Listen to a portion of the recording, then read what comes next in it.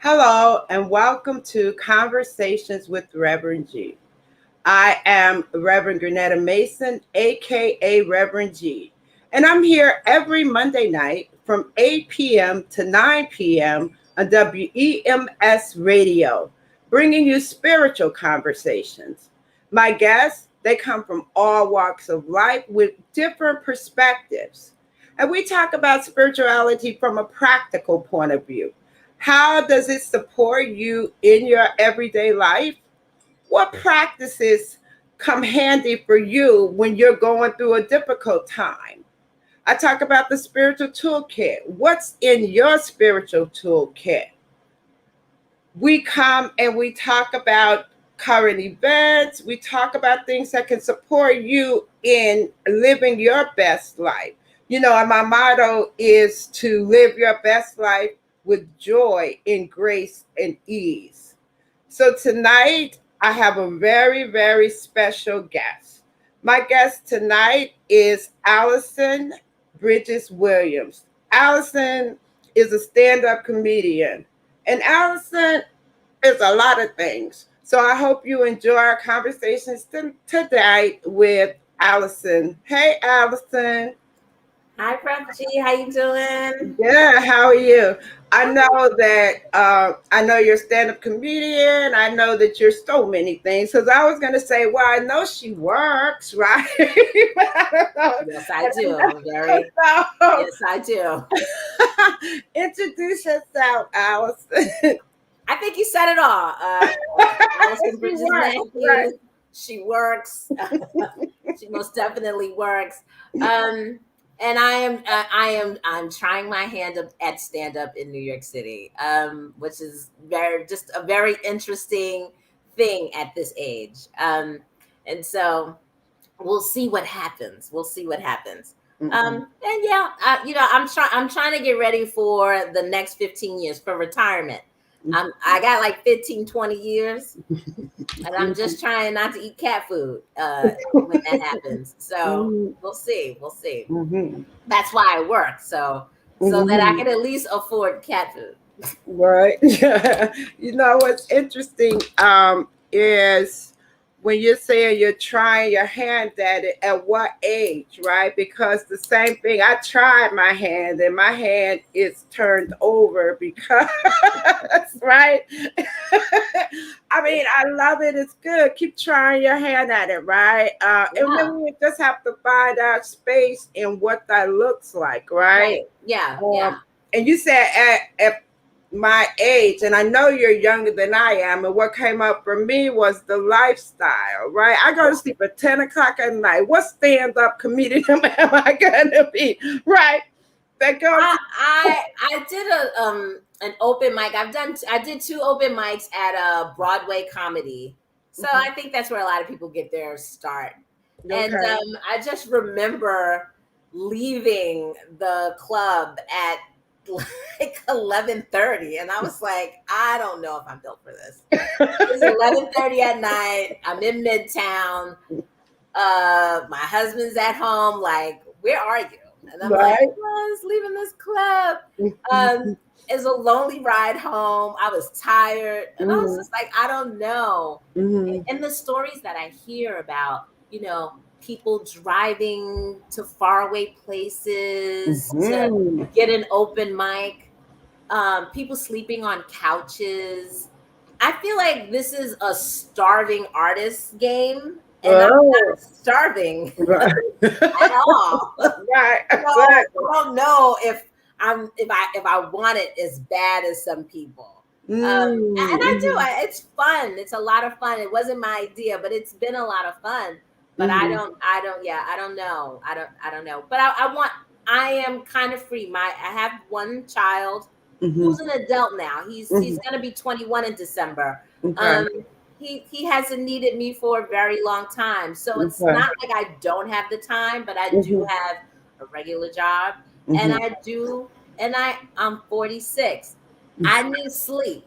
I need sleep. So Yes, I'm so gonna be a daytime comedian. right. I said that too. I I'm gonna was be a like, daytime I comedian. could probably be a daytime comedian, and what does that look like? Maybe we could go to the retirement homes or and be the comedians for them, right? You know what? That sounds like a real good idea. Right. I like it. I like it. But what got you started? What motivated you to even try your hand at it? The pandemic. So I will Oh, say okay. this.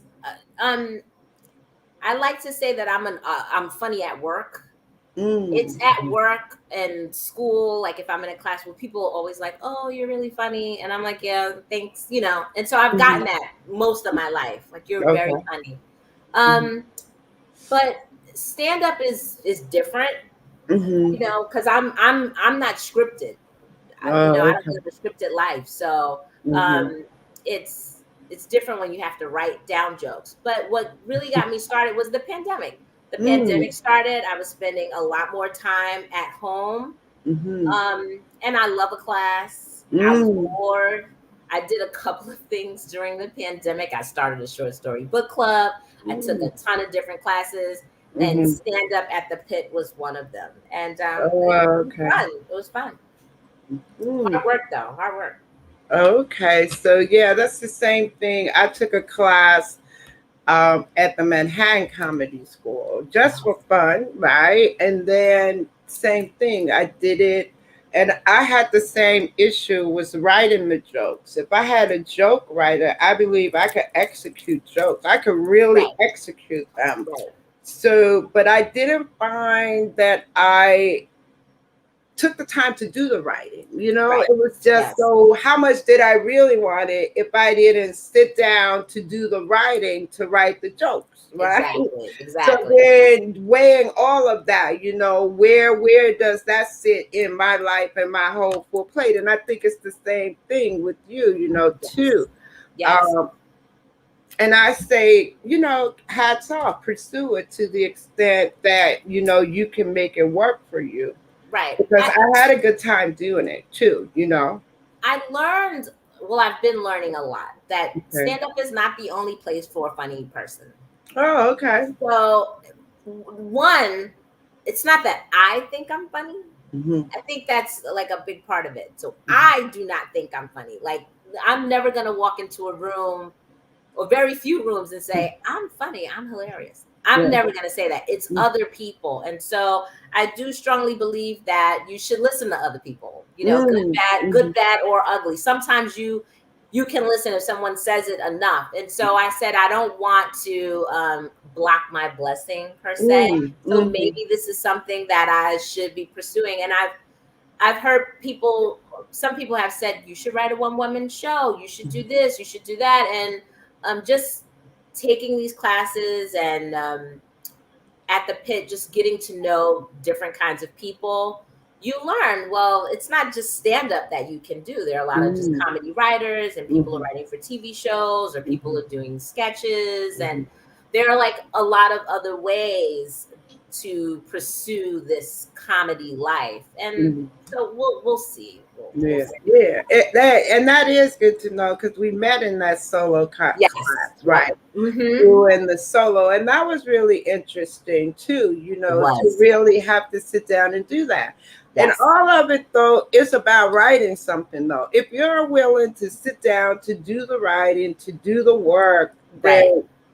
then you're really not going to have much. Yeah. And I love writing. If someone were to ask me before the pandemic, what I did outside of work, Mm-hmm. I would say I'm a writer, I'm a photographer. I do those Mm-hmm. things. I Mm-hmm. love photography. I love taking pictures. I don't do it as much as I used to because my muse is 21, and Mm-hmm. he's like, "Get out my face with that camera, lady." Mm-hmm. And he has been for quite some time. Like if I pull my camera out, Mm-hmm. and not my cell phone, like a camera, Right, right. he would be like, no, oh man. And family, like I think my family was annoyed. They were like, here she goes again with this camera. Um, Mm-hmm.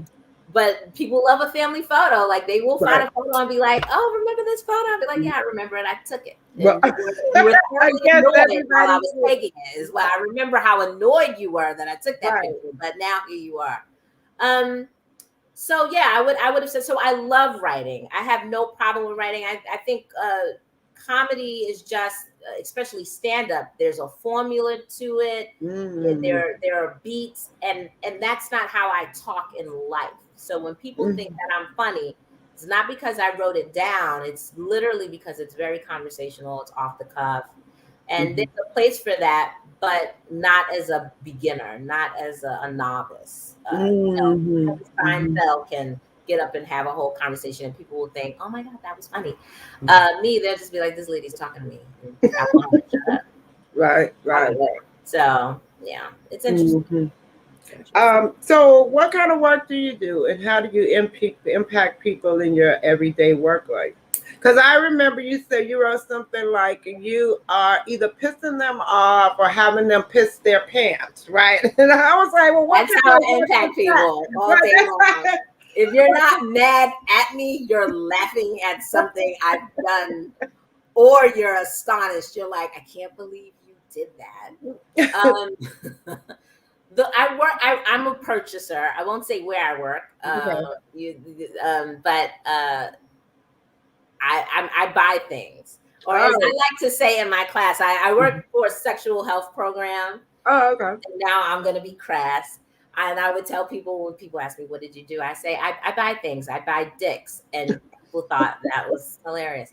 But I worked for a sexual health program. So I had to buy penile models and other kind of sexual paraphernalia to teach young people about sex and their bodies and stuff like that. So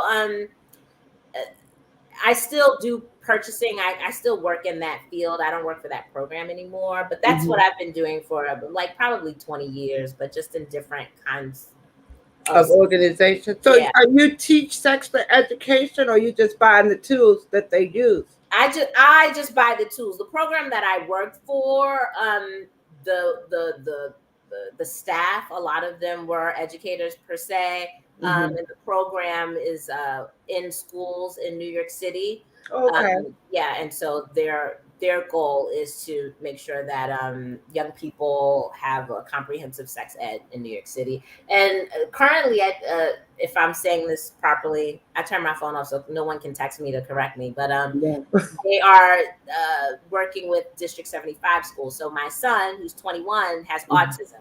And so that was something that I had always been passionate about. Once I started working with the program, I really wanted to know if they could bring that kind of work to young adults with intellectual disabilities like my son, because while they might be intellectually disabled, they're still people and they still have emotions, and they're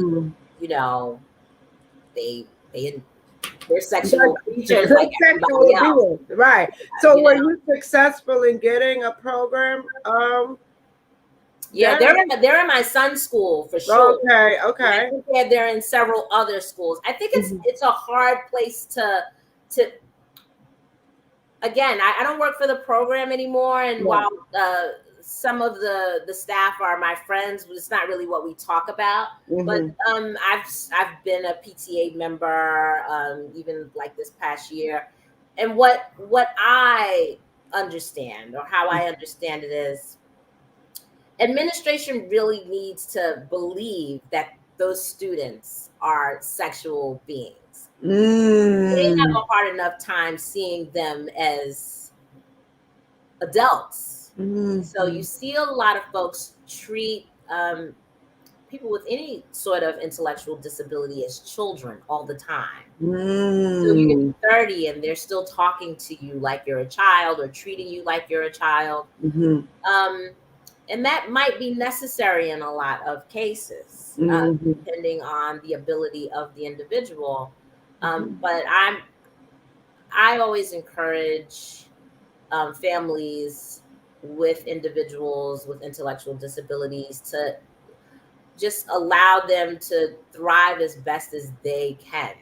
And I don't know if we always give young people the opportunity to do that when they're not disabled. Right. So They're how not do we, yeah, intellectually disabled. absolutely. Yeah. Right. And so I've seen, because my son is in these spaces, I've seen a lot of parents, I don't want to say baby, but that's the term I'm going to use. Like Yeah, care. I I'm going to say understand. care. It's not Care. Yeah. caring for their children. That's Yeah. it. They're caring for their children. And maybe they have not realized that their children or that child, that person is capable of Mm, doing something else. So I'll tell you a quick mm, story. My son was at a program, and the one of the students is, I don't know if she's paraplegic, but um, she was in a wheelchair and she's nonverbal and she couldn't feed herself, so her father was feeding her. mhm, And her father went to go get her something to drink, and so we were outside and he had to go inside this building to go get something to drink, and it started to rain. And I just looked at her and I was like, "Are you okay?" Because we're going inside. And mm, she communicated yes. She didn't say yes. I think she nodded. And I said, "Okay." And my son went in the building and I went in the building, and she proceeded to take herself into the building. And you saw her father running out mhm, the building. And I told him, I said, "Stop. She's coming. She's okay." And he was like, mhm, "Are you serious?" mhm, And I'm like, "Yeah." And she rolled in, and that was it. But he was so like, "Did you leave her outside?" And I was like, she did not need assistance at all. mm, mhm. And I just think a lot of people think my son needs assistance with things, even when he was younger. And I'm like, just leave him. He's fine. He'll be fine. Mhm. Um, so yeah, it's just everybody, we have to, kids are very resilient, Right. regardless of their ability. Abilities. My Right. son is differently abled, Right. and my son is higher functioning. He's not high functioning, Mhm. or as the term used to be, Asperger's. He's not that. He doesn't have Mhm. that label. Mhm. But he can cook, he can clean, he can Mhm. shower, he uses the bathroom by himself. Mhm. He Basically, you yeah. know what came to mind? How are you preparing him to go on his own? How is that working out? Like, are you going to be able to let him go get his own place, live his own life, or what's that looking like for you? So I think he can absolutely have his own place. Do I want him to have his own place? I don't know. I'm perfectly fine with him living with me for the rest of his life, Okay. even though Okay. my husband is like, "No, he got to go." Mhm. But I only say that because um, I worry. I'm a parent, Yeah, and I get it. and and he does have an intellectual disability. It does affect his ability to discern certain things, like who his friends are, or who to trust. He's very friendly. He's very trusting, overly so. So if Mhm. he's living by himself in Brooklyn and I'm in the Bronx, I don't know what's happening with him. And he's Mm. so independent that he might not even call you to say this is happening.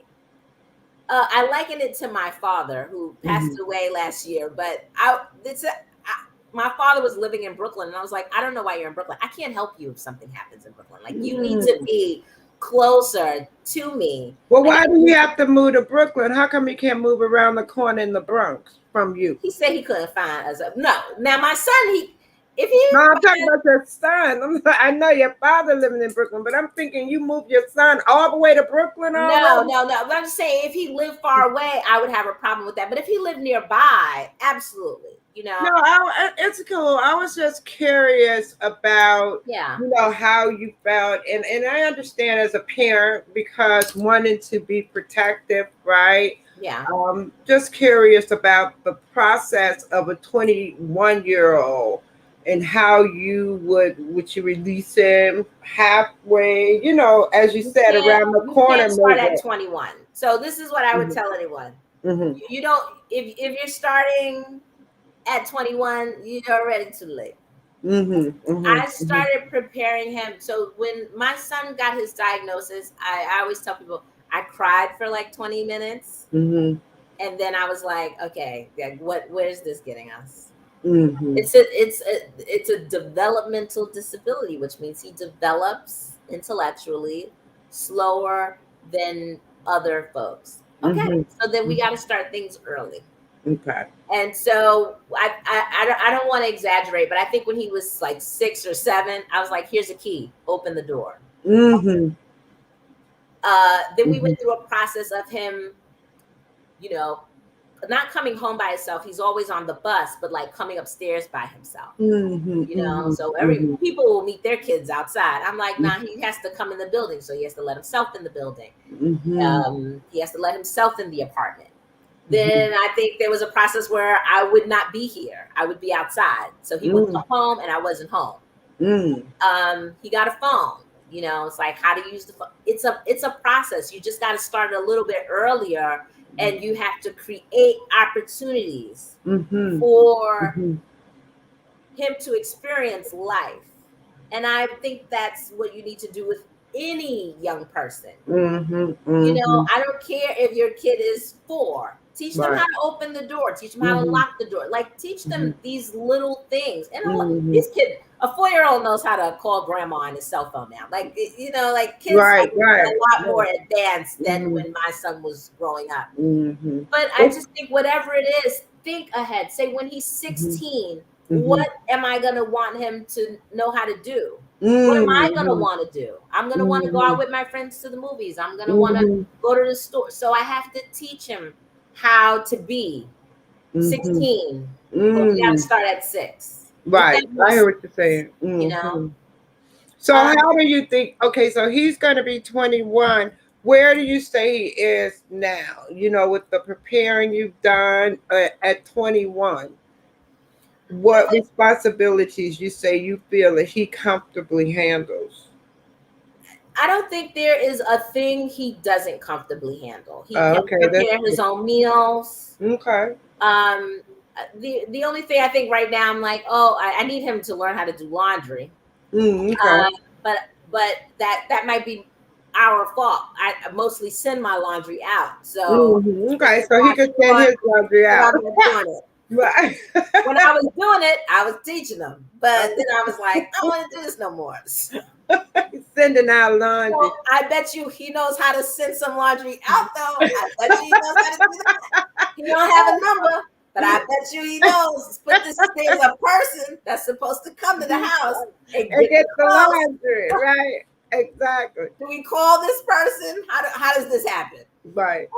But while that's an advanced skill, I still want him to learn how to do laundry. So he is we are working with OPWDD. Like we are working with services now to help him learn those skills. Someone would say, why do you need someone to teach him how to do those things? So like grocery shopping, I'm not comfortable sending him to the supermarket by himself, not because he doesn't know how to spend money, because he Right. knows how to spend money. Right. Not because, but just because I people have taken advantage of him. If he gives you $20, he won't get his change. Okay. Okay. And if he walks away without his change, unfortunately, the world that we live in, someone will say, he's not all there anyway, because that's the way the world refers to him, not how I refer to him. So he's not gonna know. And I've had that happen. I've had it happen where I've had to go back and say, let's watch the video. He gave you $20. This was $7. You went to give him his change, but you saw him walk away. You didn't even call him back. If it was me, you would have called me back. Right. And it's not to get that person in trouble, but it's to say, let's do better. You have to do better. Don't take advantage of vulnerable people. So that's why. And I want someone to come in and help because I'm a pain in the behind already to him. So he don't need me hovering over him any more than I already am. So I would like an independent person to come in and help him. And that's what we're working on right now. Well, that's good. That's really good that you are able to handle it, because some parents have a really, really hard Oh, time, yeah. right? Yeah. And just dealing with the whole thing, and you have been able to really make it work for you, because even when I first met you, just talking about him, I saw, Right. the glow, and remember he was coming home on the bus and calling and everything, right? So it's really refreshing to see that, like you Thank said, you. you're like, so what am I going to do? You just embraced it and just started to do the best you could with him. Yeah, I think we have to be resilient in every situation in life. I think, I always tell people the one thing I think they fail to teach it. They fail to teach us a lot of things in New York City public schools. Sorry, New Yeah. York City public schools. Um, but it may be in all schools, Mm-hmm. but is problem solving skills. It's like we Mm-hmm. have a problem, and then we just focus on the problem and the Mm-hmm. problem and the Mm-hmm. problem and Mm-hmm. who's going to help me fix this problem, and Mm-hmm. we never really focus on the solution. And Mm-hmm. one of the that's if my son didn't know how to read, didn't know how to write, didn't know how to do arithmetic, as they used to say, um, he does know how to solve a problem. Mm. He You know, does that's know, it. let's try different things. Mm-hmm. And that's how I am. It's like, this Mm-hmm. is a problem. Mm-hmm. This is not something I was expecting. Mm-hmm. We all have this idea of what our children are going to be like, and they're all going to come out perfect, and they're all going to go to Harvard, and they're all going to marry Mm-hmm. rich, Mm-hmm. and then they're all going to take care of us. Clearly that is We all have that, right? clearly that is not how it works out for some Right. people. Right. um but um but you can make the best of whatever situation Mm-hmm. you have. Mm-hmm. And I personally, I think my son is just the nicest young man Mm-hmm. that I know. He's generous, he's kind, Mm-hmm. and I've had adults talk about him badly, like grown adults, grown Mm-hmm. intelligent adults Mm-hmm. talk not well about him. Mm-hmm. And it's just sad. It's like, but that's their own insecurities, and so I Right, I exactly. can't have those insecurities. Like, I don't Mm-hmm. have the luxury of having those insecurities, and he doesn't have the luxury of me instilling them in him. We just don't have that kind of time. Right. The world is already cruel, so you kind of Mm-hmm. got to know how to deal with the world the best way you can, and that's my job. My job, or our jobs as parents or guardians Mm-hmm. or caregivers, is to give the person we're caring for the tools Mm-hmm. that they need to survive the best way they can. Mm-hmm. You- That's really cool. Yeah, I appreciate that. And when you were saying the problem solving skills, that is very interesting, right? yeah. To be able to know how to solve a problem is there. It's that they taught us the scientific method, though, right? Wasn't that how they taught us how to solve a problem? But That's what but they just calling it the scientific method, I'm lost. I'm already like, what? What'd you say? to me, that was a way to solve problems, right? Exactly. No. And it is. It Right. really is. Let's look at it. Let's try different things. But Mm. you will be surprised how many beautiful children, how many beautiful adults do not know how to solve problems. Right. It's It's interesting. yeah, Yeah. it's very interesting. So we talk about spirituality and spiritual practices. I generally ask my guests to give us a little journey into your spiritual life, where how you were raised, and what your spiritual life was as a teenager and growing up, and where you are now. So give us a little journey, your little spiritual journey. So, growing up, I went to Sunday school. Like, my grandmother, she was a Bible on the kitchen table kind of lady. Mm. Just Mm-hmm. open the Psalms. It stayed open. Like, it didn't Mm. close. That's where it lived. Like, other people got flowers on the table. She had her Yeah. Bible on the table, and it was Mm. open. And she read it every morning, and she read it to you, and she made you read it. And on Sundays, we went to church, and I Mhm. went to Sunday school. Mhm. Um, I don't. Well, was I a church kid? I wasn't. I just went. You know, it was something to do. I do have family members that are Jehovah's Witnesses. So I went to the Kingdom Hall a lot. I went to field service a lot. I could give you a watchtower and a wake child. Like I was good at field service. You couldn't tell me nothing. You couldn't tell me nothing. Hi, my name is Allison. I'd like to share the word with you today. And I was cute. Woo, child. So I had that experience. I've always known this about my father, but just recently I've been thinking about this. My father had every L. Ron Hubbard, every Scientology book known to mankind. And then we had Buddhas everywhere. Buddhas just everywhere. But he was not. I would say he was a spiritual person, not a religious person. He never talked about God or gods or spirituality or faith. I don't remember him ever saying anything like that. But I think he probably carried himself in a way. I mean, he raised me, so okay. I'm my father. If you know me, you knew how he was. And I've definitely gone to church. I used to belong to a very big church in Brooklyn, a very big church. I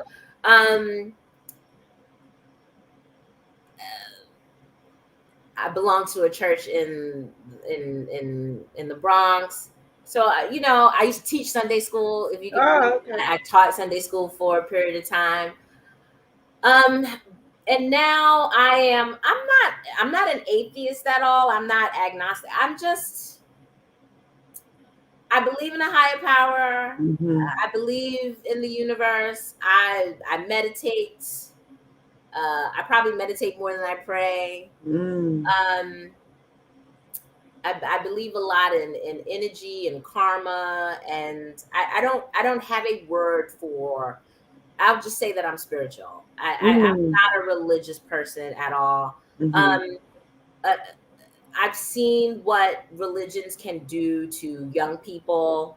I've known a lot of young people that were pregnant when I was younger, and I've seen how they were rejected by their houses of worship in all manners, like not in all denominations. I've seen the ladies in the hats, you know, alienate young women that are pregnant, and I'm just like, how do you do that? Like, if this is a place they say come as you are, well, I'm 16 and I'm pregnant. So how do you reject me? How do you tell other people not to talk to me?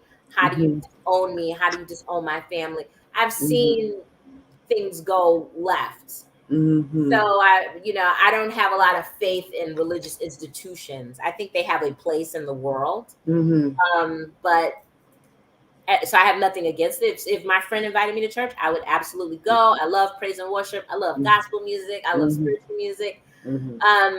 But I do believe in a thing. So they say, the body of Christ, the church is part of the body. That is really how I it's part of a larger thing. I was your relationship, even in Christianity, it's your relationship with God. It's not whether you go to church every day. It's the personal relationship you have with your God. That's all I care about. It's the personal relationship that I have with the universe around me, no matter what it's called. And then I have some other intellectual, academic things as well. So yeah, what I was thinking. So given all of that, the mixture of, growing up in the church and understanding Christianity, what are you teaching your son? And being that he is differently able, how does that work in terms of spirituality, church, God? You take him to church. Did you expose him to church at all? Yeah, he's been to church. If I go, he'll go. And he was in Sunday school. Like I was teaching Sunday school. He was in the kids program. I was helping in the teens program. I had some issues in Sunday school with him because I think there was like a play that they were doing and they were recording it, and he was stemming in the background. He was younger, and so stemming is just like a repetitive motion that he's doing to self-soothe. But Okay. it's not pleasant. Like, no one should be recording you in the background just shaking or doing, like, it's not a pleasant thing. It's not something that, Mm. and I was so upset with them because they were showing this video at the church, and I was like, why did you use that cut? Like, why? And they were like, oh, we didn't even see him back there. And I'm like, so you Mm. didn't engage him in the process or anything. He was just there, and you didn't even care how you were portraying him on screen. So then I was like, he can't go back to that Sunday school because I mean, he's a whole person, and I want people to engage him as a whole person. Mhm. Um, so I have not. I don't. I'm not gonna say that I've kept him away from religion, but because I don't. If I go, he goes. Okay. Okay. Like I said, I meditate a lot. And Mhm. years ago, when George was about, say my son's name is George, when he was about 6, we were in Central Park, and he looks at me. This Mhm. has nothing. I have not introduced meditation to him yet at this point. Mhm. And he says, I need. We're near the lake, and he goes, "Mommy, I want to meditate." Mhm. I was like, okay. Mhm. And he sat there for 5 minutes in his posture, and he meditated. And when he was done, he was done. He came back. He said, "I'm done." Mhm. Years later, I started meditating, and because he does still STEM, and he's very like over. There's screens everywhere. He has his television on. He has a laptop on. He has iPad on. He has phone on. The TV is on. He got headphones on. There's a lot of things going on with him, as with all young people. And I just wanted him to calm down, and so we started listening to sound baths on YouTube Mhm. just like relax. And Mhm. he really enjoyed it, to the Mhm. point where I would leave and he Mhm. would still be in his sound bath. Or sometimes you'll wake up in the middle of the night and he'll be playing something on YouTube and he'll be asleep. And so Mhm. I think I've introduced that skill for him, that problem solving skill. So like when you're Mhm. too stimulated and you want to relax and you can't, this is something that you can do to help you relax. Mhm. And but other than that, I haven't introduced the concept of God or gods. Yeah, that's what I was curious about. And Yeah, at no, what age do you? I mean, I remember we grew up in the church. yeah, We went to Sunday school. We did our Christian youth fellowship. We were there from little kids on. So you yes, pick up a lot of it singing in the choir, the whole church environment. But yes, not being in that environment, it's interesting to what are they getting? What are they grasping? How are they dealing with spirituality? And for us, really, it was forced, so it's no right, different because we were just going, like you say, you were just there. We were just really there, yeah, and I do believe we got a base foundation, although we questioned a lot of it, right? Because the principles of Jesus, I understand from the perspective of Christianity and how they work. I really understand the Bible and Jesus a lot more now than I did. And it happened based on like just studying other religions and just being yes. open to know that other religions exist helped me to understand Christianity more. I don't know why, but the two of them go together. It's But true. It's yeah. true. And I think that's why you see a lot of people reject other religions, or Mm-hmm. because I feel like once you start reading the books of other religions, you see so many comparisons, so Yes, many similarities. yes, exactly. You really, it can either make you question your Mm-hmm. faith or strengthen your Your faith. faith, right? And I hear that because I have a whole new relationship with Christianity based Based on that on knowledge. the Yeah, knowledge of I feel like in all the religions that I study, it's the same. Everybody's looking for the they're same all the thing. same. It's just going this way, or that way, the many paths, right? And I think the conflict becomes when we think one is better than the other. Like if you don't believe in Jesus Christ, there's nothing else going on here. Right. Right? Or Exactly. be it like each of the religions that are like exclusive and not Yes. inclusive, right? Right. And like Christianity, Judaism, Muslims. And when you look at other religions, there's so many more. They seem to be Yes. more inclusive. Yes. And so it really is interesting how we raise our kids, right? And what is going to be the whole spirituality or journey of the next generation Generation. of kids, given the way we are dealing with spirituality and Christianity now, because we're not raising them the same, Right. you know. Yeah. I Uh, don't I don't I don't know if it's going to be better or worse, or if there is a such thing. What I will say about my son is I think the things you learn, you go to a religious institution to learn. I feel like individuals like my son, it's like mhm. in them already. Mm, He doesn't need to ever read the Bible to know what's right and to mhm, know to do the right thing. mhm, Doesn't mean he's mhm. perfect because he lies all the time. I was like, how does boy learn to lie? Because I didn't teach him that, but he Right, learned that. He learned that, if I say this right. will This kind happen. of If I say right, this right, other thing, right. I don't want to hear her mouth. Mhm. Um, so for me, I'm like, if anybody thinks he's stupid, I'm like, this boy is the furthest thing from stupid. He's not. He's Right. he's smart. He's very Mhm. smart. But he's a good person. And isn't that what it's all about anyway? It's Yeah. really all about being a good person. Mhm. And he already is that. He's just the Mhm. nicest young man. Like I said, he has a lot that he needs to to work on, that he needs Mhm. to learn, just like a lot of folks do. Mhm. Um, but I hate to say that I don't think it's necessary. I Mhm. think he has so many other challenges in the world that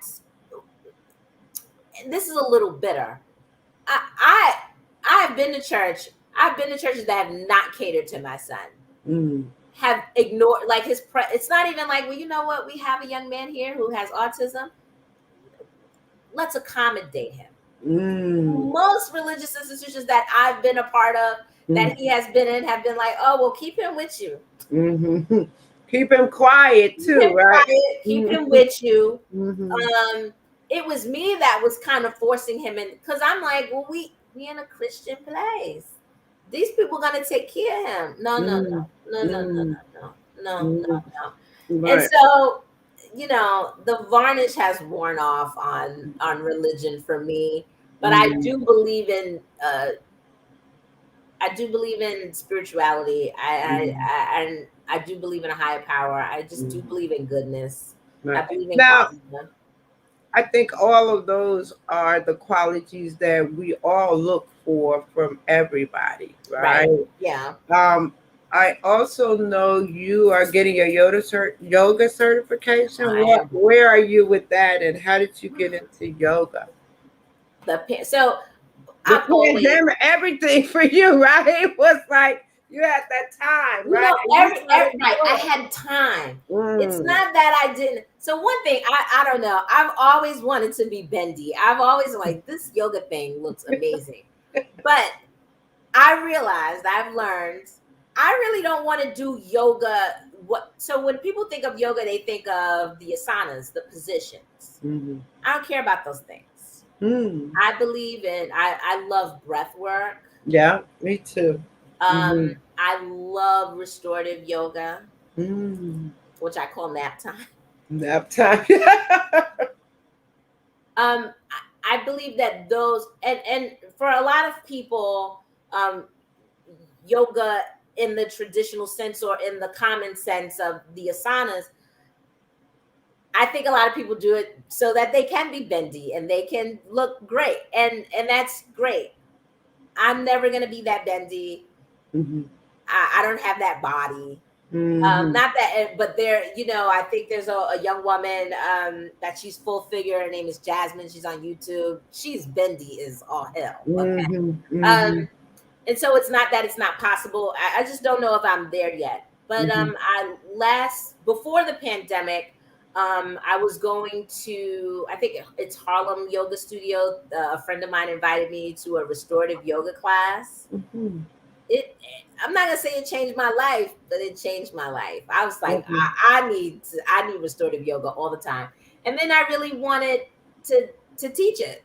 I wanted to share it. I'm gonna say that. I didn't necessarily want to teach it, I wanted to share it. And I felt like the only responsible way to share it was to learn about yoga in its fullness. Okay.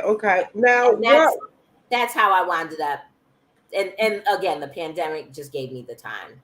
So what's restorative yoga? I don't know yoga.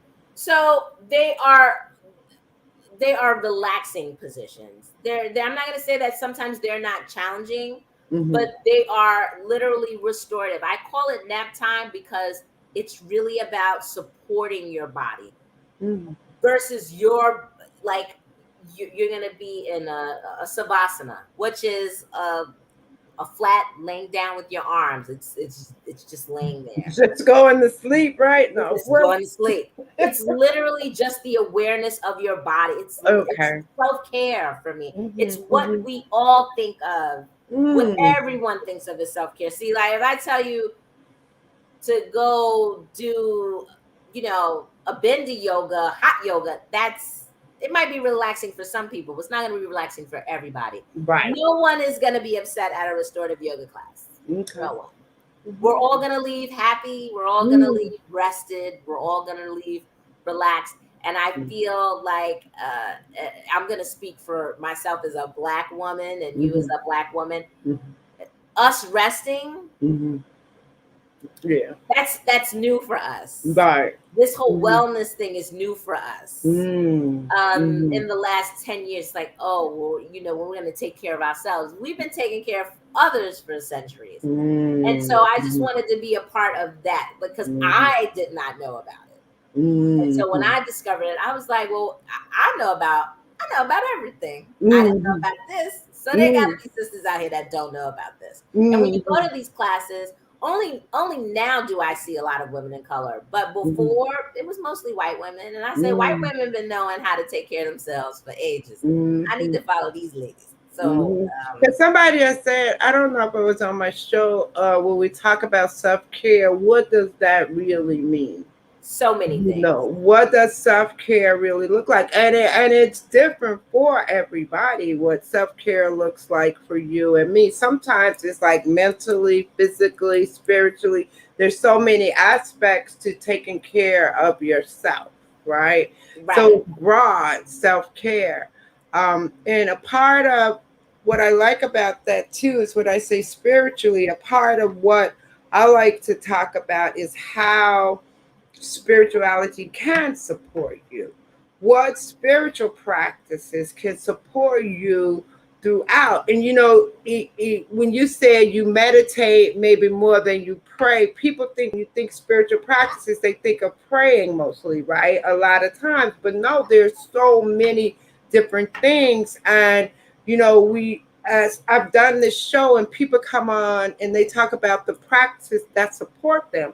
And it's not necessarily about praying. It could be singing. It could be writing. There's just so many ways that you can look at spirituality and how it can support you.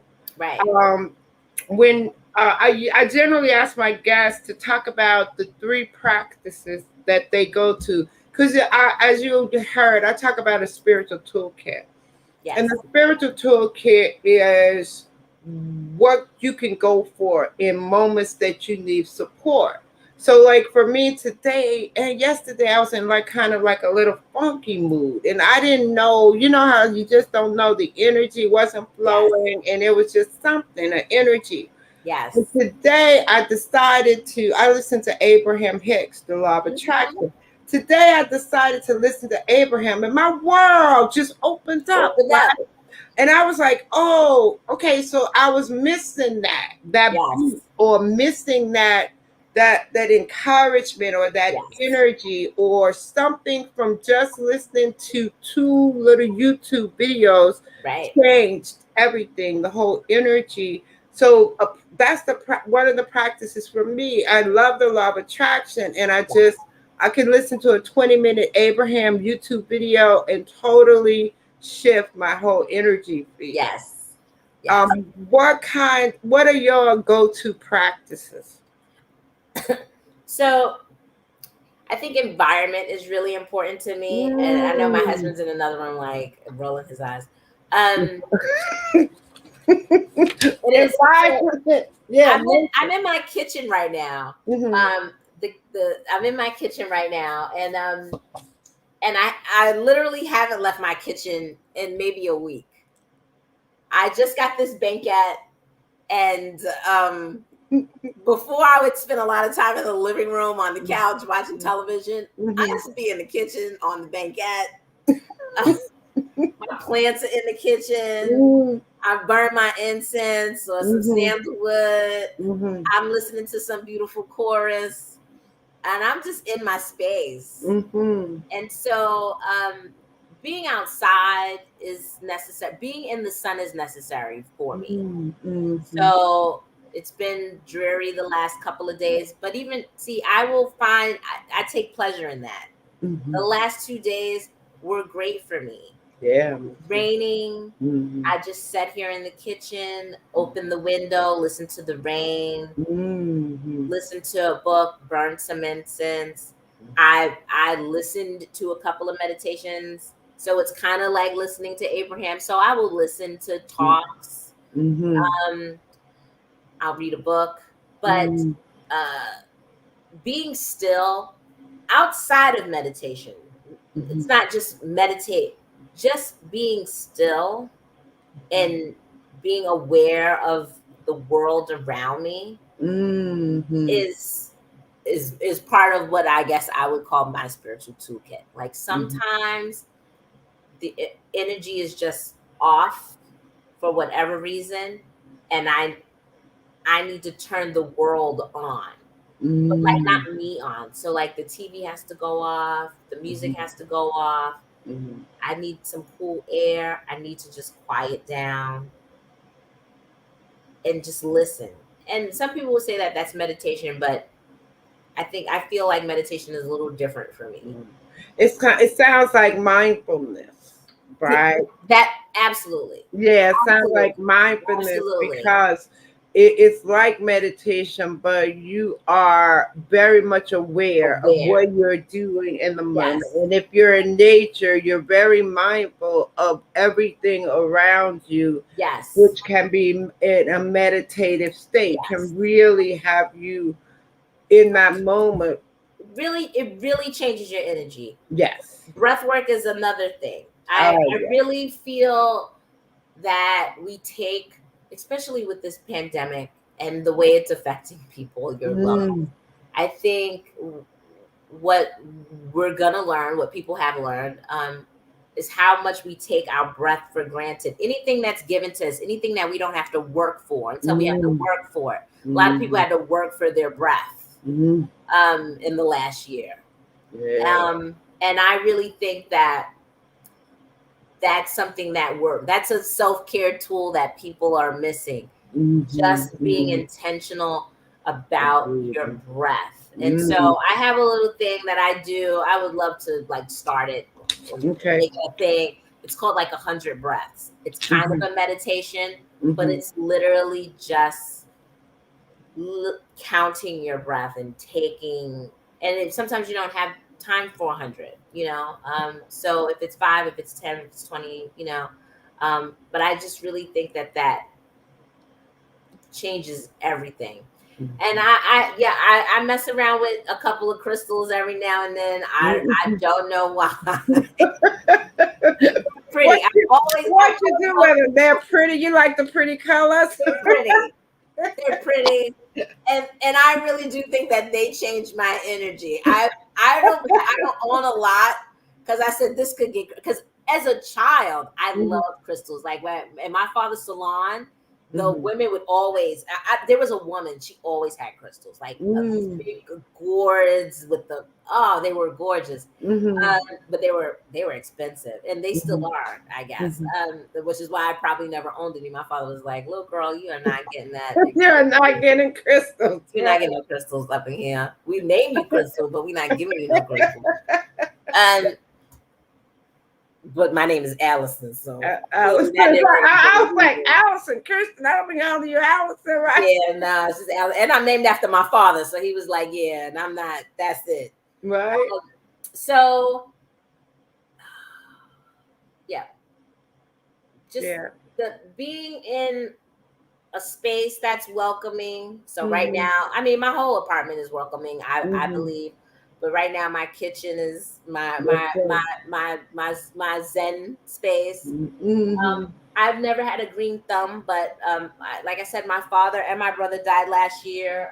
In honor Mm. of my father, I bought some plants, and so I am cultivating my green thumb. So that has brought me a lot of calm. Okay, good. Yeah, being outside, listening to any kind of music. You know, I tell Mhm. people I don't care if you listen to rock, if it calms you, Mhm. and just being aware of my energy. I love that you Mhm. said it. Sometimes I'm just in a funk, and I'm honest about that. Like Yeah.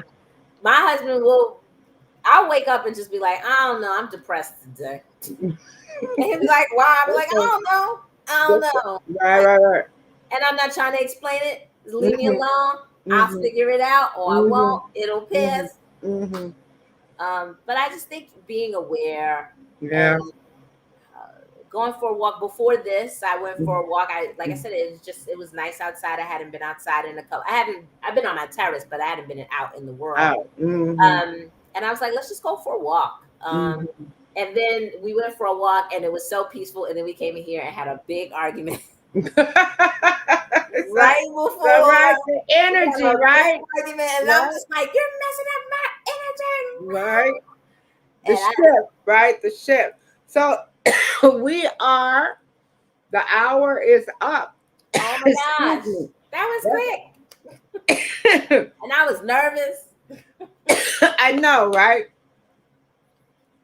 Like there wasn't going to be anything to talk about. We probably could talk more. So, yeah, we're almost done. What would you like to leave people? Where wisdom, words, whatever you want to say. Where are you going to be? We could come and see you stand up, or what? You can come and see it. I'm on Instagram. Mhm. If anything comes up, I will post it on Instagram. Okay. I believe my handle is ridiculously Allison on Instagram. I also have that's the one I use for comedy. I have my regular one, which is at Brooklyn Girl, Oh, Brooklyn okay. BYRRL. But that's Hmm. just my regular one. The one I'm trying to use for comedy. So when you go to it, you'll see like a couple of videos, but literally it's like 2 videos. Uh, Ridiculously Allison, huh? Ridiculously Allison. Yeah. That's Um, good. but what would I leave people with? You know what? Just be yourself, regardless of if it fits the mold. I usually Mm. do not fit anybody's mold. Mm. But I try and be honest. I don't have a poker face, so it doesn't make sense for me to lie to you and tell you I'm gonna Mhm. be this when I already Mhm. know I'm not gonna be that. So, Mhm. just embrace who you are as a person, Mhm. even if it doesn't fit the standard or other Mhm. people's expectations. I've probably never fit most people's expectations. Yeah. I'm pretty okay with that. I'm pretty Yeah. okay with that. Yeah. So be okay with who you are, even Mhm. when the world around you isn't okay with who you are. Yeah. I like that. Well, thank you Thank you, Rev G. for having this great conversation. I And appreciate the invite. yeah, we didn't get to talk about all the things that you do with the writing and the museum, but we'll go to some museum together. She also does kayaking, which is like I love kayaking. I love art. I'm always in a gallery somewhere trying to find some art to look at. yeah. And Um, I always like when you post about go to this gallery or go to this opening, and and I'm nobody ever always goes. taking notes, right? I'm Nobody ever always goes. I don't have any. I have like one art friend that will go with me to any gallery. well, Um, call me and up. I'll go with you too, right? and Just let me know. today, Carnegie Hall, I got an email. I usually buy like a subscription to like their programs, and Mm-hmm. so I got my subscription today. I ordered some tickets for the season coming up, and Mm-hmm. I don't have anybody to go. Like a lot of people are like, "You want to go to Carnegie Hall and do what? Who are Yeah. you? You want to go All right. kayaking?" I'll call you. I'll go. Keep me in mind. Okay, Yep. I'll keep you posted. I'll keep All you right. posted. Thank you again. All right. Thank you. Have a great Have a one. good night. All right. See you later. Bye. Bye. Thank you for joining me tonight here on WEMS Radio. I am Reverend G, and I'm here every Monday night from 8 p.m. to 9 p.m. You can also find me on Instagram as Rev Grenetta and as Reverend Grenetta Mason on Facebook and YouTube. So I'm here to support you in finding joy and living your best life with grace and ease. I like what Allison said. Be yourself. Find a way that you can be your authentic self and live your best life. I'm Reverend G, and I will see you next week right here at 8 p.m. Have a great week.